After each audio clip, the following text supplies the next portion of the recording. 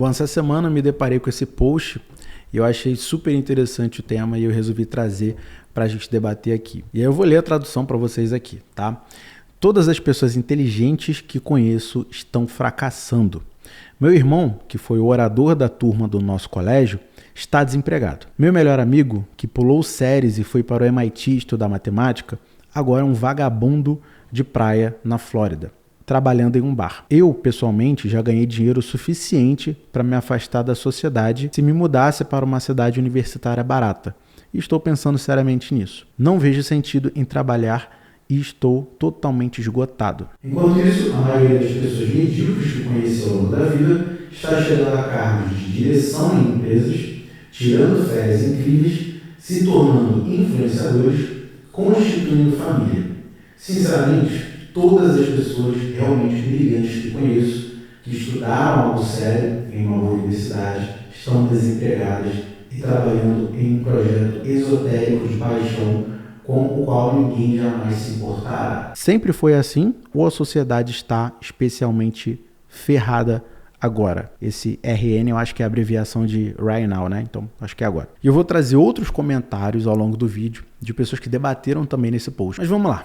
Antes de qualquer coisa, a gente precisa entender que não é a inteligência que abre portas, é o relacionamento. As pessoas que sabem puxar saco têm uma vantagem competitiva muito grande, porque a maioria dos diretores e pessoas de liderança são pessoas egocêntricas.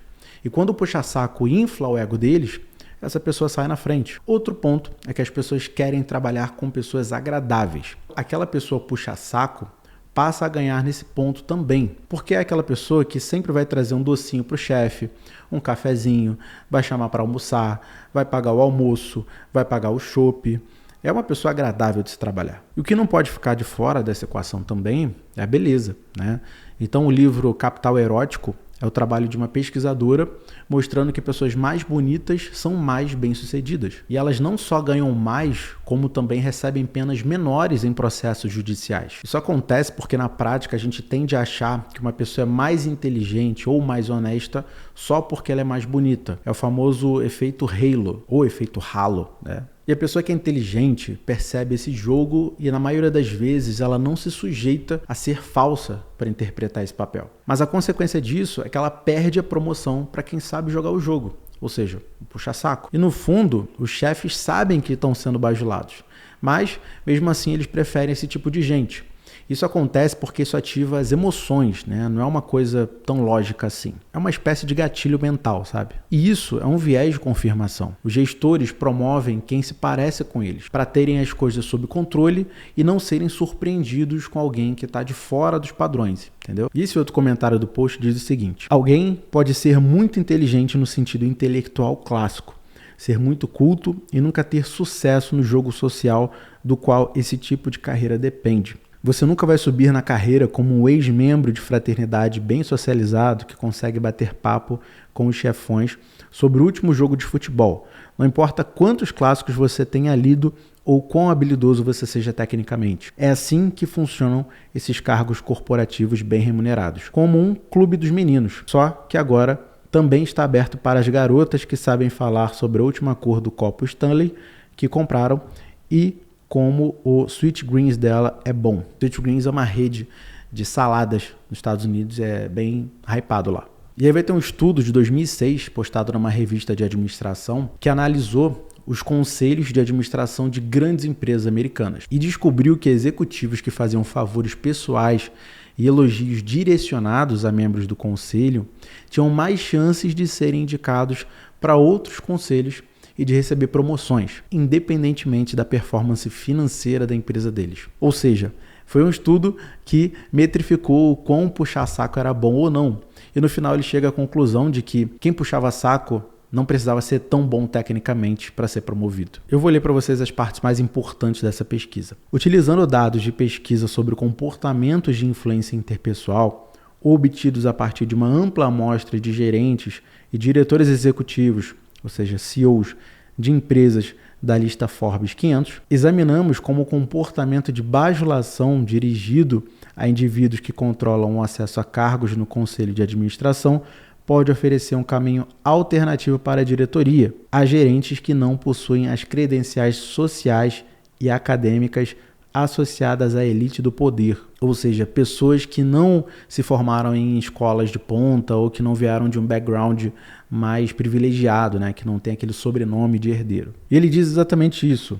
Outros resultados sugerem que o comportamento de influência interpessoal substitui, em certa medida, as vantagens de uma origem de elite ou do status de maioria demográfica. E por fim, no último parágrafo, ele diz: nosso estudo sugere, em última análise, que tais indivíduos enfrentam uma forma bastante sutil e talvez inesperada de discriminação social na medida em que precisam se envolver em um nível mais elevado de comportamento de influência interpessoal para ter a mesma chance de obter uma nomeação para o conselho. Então, traduzindo, para chegar a altos níveis, essas pessoas sofrem discriminação social. Então, não basta ser bom, você tem que ter pedigree. Essas pessoas que não têm sobrenome, de tradição, né, dificilmente elas chegam lá. E a única forma de sobreviver nesse ambiente é puxando o saco. Então, tem um estudo mostrando isso, feito em corporações das empresas da Forbes 500. Então, no meio corporativista, não basta só ser bom, né? Tem algumas funções, tem alguns cargos, tem algumas prateleiras que são destinadas para pessoas que têm um sobrenome muito forte, pessoas de tradição, pessoas de famílias importantes, pessoas que foram formadas nas melhores escolas. Então, nem sempre você que veio de baixo vai conseguir chegar lá. Na verdade, a probabilidade é muito baixa que você faça isso. Mas se você não tem nenhum background, essa pesquisa mostra que a única forma de você chegar lá, a única forma de você ascender socialmente é aprendendo e sabendo puxar saco das pessoas certas. Agora, outra coisa, nem sempre ser inteligente é bom. Em alguns jogos, como o corporativismo, como eu falei, ser racional e crítico te torna uma pessoa resistente. Porque, no fim das contas, aquilo é um teatro.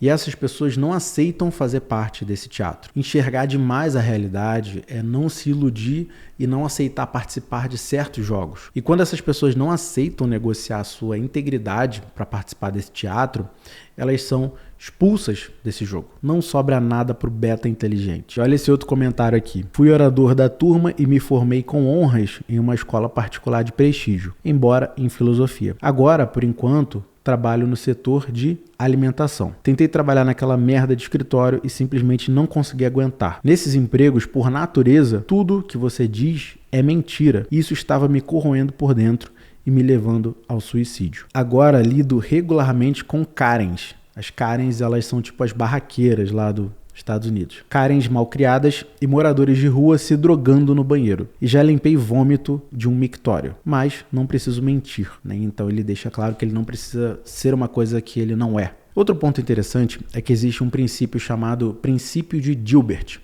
E a lógica desse princípio é a seguinte: ao contrário do que parece, as empresas tendem a promover justamente as pessoas menos competentes. E é nessa hora que você fala assim: tá bom, mas como assim? Não faz o menor sentido. Pois é, não faz. Vou te explicar. Um funcionário incompetente, ele atrapalha onde ele está. Então, promover ele resolve esse problema imediato. Você tira ele de onde ele está cagando tudo. E o funcionário competente, ele é valioso onde ele está. Então, tirar ele de lá é muito ruim. Esse é um princípio infalível? Não.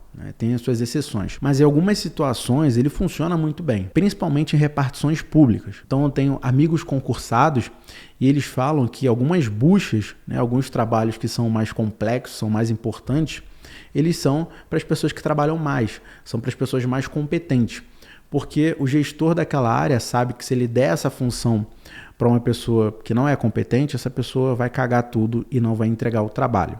Então, para ele não se queimar com alguém que é superior a ele, ele entrega essa função, né, esse trabalho para alguém que é mais competente. E a outra situação é a seguinte, pensa comigo. Imagina que tem um cara ali que ele é controlador de tráfego aéreo. E aí esse cara ele é muito bom socialmente, né? Ele sabe conversar, ele sabe se relacionar bem com as pessoas, mas ele é um cara ruim tecnicamente. Ele é um cara meio esquecido, é um cara que dá mole. E se esse cara comete um deslize, se ele comete um esquecimento, ele vai causar um desastre aéreo, ele vai causar um acidente. E isso pode virar um prejuízo absurdo para a companhia. Então, vamos pensar ali, além do prejuízo do avião, né, que ele vai destruir, ele vai matar várias pessoas. O prejuízo pode ser bilionário em dólares, porque imagina, se uma companhia tem um acidente, na mesma hora as ações dela despencam, né? Então isso pode virar um prejuízo tanto das vidas, né, obviamente, das pessoas que vão morrer no acidente, quanto do avião que vai ser perdido, né? É um capex ali para a empresa, e tem o prejuízo das ações. Então um prejuízo incalculável. E ao invés desse cara ficar no operacional, onde inevitavelmente ele ia fazer uma merda uma hora ou outra, o gestor promove ele a coordenador de escalas. Então ele vai exercer uma função administrativa. Ele foi promovido, mas ele vai ficar numa função administrativa. Então ele vai coordenar o plantão da galera que está saindo, da galera que está entrando, do pessoal que está saindo de férias, quem está saindo na licença maternidade, quem está se aposentando, vai recolher a documentação da galera, ele vai cuidar dos plantões, das escalas, dos finais de semana, enfim, ele vai cuidar do trabalho da galera. Então esse é um belo exemplo do princípio de Dilbert. Ele foi promovido porque ele era ruim tecnicamente, mas ao mesmo tempo ele era bom de relacionamento e ele consegue falar bem com a galera, consegue resolver os pepinos e tem um bom jogo de cintura. Então ele tinha qualidades que puderam ser aproveitadas em outra função. Outro ponto é que a sociedade pune quem pensa demais e recompensa quem aceita mais e não questiona muito as coisas. As pessoas mais inteligentes, elas têm mais chance de desenvolver uma depressão, um burnout, um isolamento social. Isso porque ter muita consciência de como as coisas funcionam no mundo pode ser insuportável. Você já ouviu aquela frase, a ignorância é uma bênção? Pois é, ela é do poeta inglês Thomas Gray. E a tradução do poema original é mais ou menos assim: onde a ignorância é uma bênção, é tolice ser sábio. E ele escreveu esse poema quando ele estava observando as crianças brincando no colégio onde ele estudou quando ele era mais jovem, e refletindo como elas eram felizes por não saberem como a vida adulta ia ser. Justamente por elas não saberem que teriam sofrimento, perdas, decepções e morte. A ignorância das crianças sobre o futuro é o que permite a alegria pura daquele momento de brincadeira. A ideia desse poema não era um elogio à ignorância em si, mas fazer uma observação melancólica de que conhecimento tem um alto custo emocional. E o paradoxo do conhecimento fala sobre isso. Quanto mais você sabe sobre o mundo, economia, política, saúde, relacionamentos, morte, mais difícil é manter uma visão otimista da vida. A consciência tem um peso. Isso fica bem claro na cena mais filosófica de Matrix, quando o Cypher está no restaurante, refinado, dentro da Matrix, comendo um bife suculento e tomando um vinho, e ele fala pra gente, Smith, o seguinte: eu sei que esse bife não existe. Eu sei que quando eu coloco ele na boca, a Matrix está dizendo ao meu cérebro que ele é suculento e delicioso. Depois de 9 anos, sabe o que eu percebi? A ignorância é uma bênção. O Cypher sabe que o bife é falso. Ele sabe que ele está sendo enganado. Ele sabe que ele está traindo as pessoas que confiam nele. E mesmo assim, ele escolhe a ilusão conscientemente. Esse é o paradoxo do conhecimento. E esse outro comentário diz o seguinte: há alguns anos foi um casamento onde reencontrei um grupo de pessoas na faixa dos 35 a 40 anos que eu conhecia do programa TAG, da minha cidade natal. Aqui eu acho que ele está falando de um programa tipo superdotados e altas habilidades. Fiquei impressionado com o fato de que todos eram ou psicólogos, ou professores, pesquisadores e etc. Ou ainda entregadores de pizza, profissionais de TI de alto nível, bibliotecários, jovens que não estudam nem trabalham, donas de casas. Ninguém tinha um emprego típico da classe média, como encanador ou gerente de RH. Muitas áreas são totalmente dominadas por pessoas comuns que têm carisma ou a capacidade de se concentrar intensamente em suas carreiras.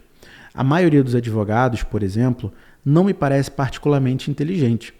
Eles apenas conseguem controlar situações sociais e se dedicar à leitura de documentos longos e entediantes. Alguma coisa assim. E tem esse outro comentário também. Ser simpático e disposto a se esforçar sempre vai superar ser inteligente e ter um transtorno mental. Existem muitos casos assim. Agora eu te pergunto, a Virgínia é a influenciadora mais inteligente? Bom, eu tenho as minhas dúvidas. Não vou falar aqui, né, porque tem essa lei aí de misoginia, né? Então vou falar que tem minhas dúvidas se ela é a pessoa mais inteligente. Mas ela é simpática, ela tem carisma, ela trabalha absurdamente, ela se dedica em todas as coisas que ela faz, ela é hiper focada em resultado. Isso aí a gente não pode negar. E a conclusão que eu chego é que não basta ser inteligente. Se você não tiver ambição e mostrar a sua inteligência para o mundo, nada acontece. E a melhor forma de mostrar sua inteligência é aqui na internet. É aqui que você consegue mostrar sua essência para o mundo. As pessoas mais inteligentes não produzem nada na internet porque elas pensam demais. Elas calculam o que pode dar errado, elas pensam se vale a pena investir tempo e ter pouca visualização. Enquanto quem não é tão inteligente assim, tá botando a cara e falando um monte de besteira. Mas no fim, vence quem tem mais atitude. E quem tem resultado na internet não é quem é mais inteligente, é quem conquista uma audiência leal, seja falando coisas inteligentes ou falando um monte de besteira. E por último, eu queria deixar uma reflexão aqui e gerar um debate aqui nos comentários. No primeiro post do vídeo, ele diz que um amigo dele que se formou no MIT trabalha em um bar e virou um vagabundo de praia. Agora eu te pergunto, qual é a definição de sucesso? Será que aquele sucesso vendido por Hollywood, tipo, trabalhando num escritório, num arranha-céu em Nova York, buscando a meritocracia de ser promovido e chegar a diretor, estando disposto a abrir mão da vida por isso e fazer qualquer coisa para chegar lá, e ainda com risco de não chegar? Ou o sucesso é trabalhar num subemprego e ser um vagabundo de praia? Bom, me diz aqui embaixo o que você pensa sobre isso. Se você quiser trocar uma ideia comigo, meu Instagram é esse. É só me chamar lá e a gente bate um papo maneiro. Valeu?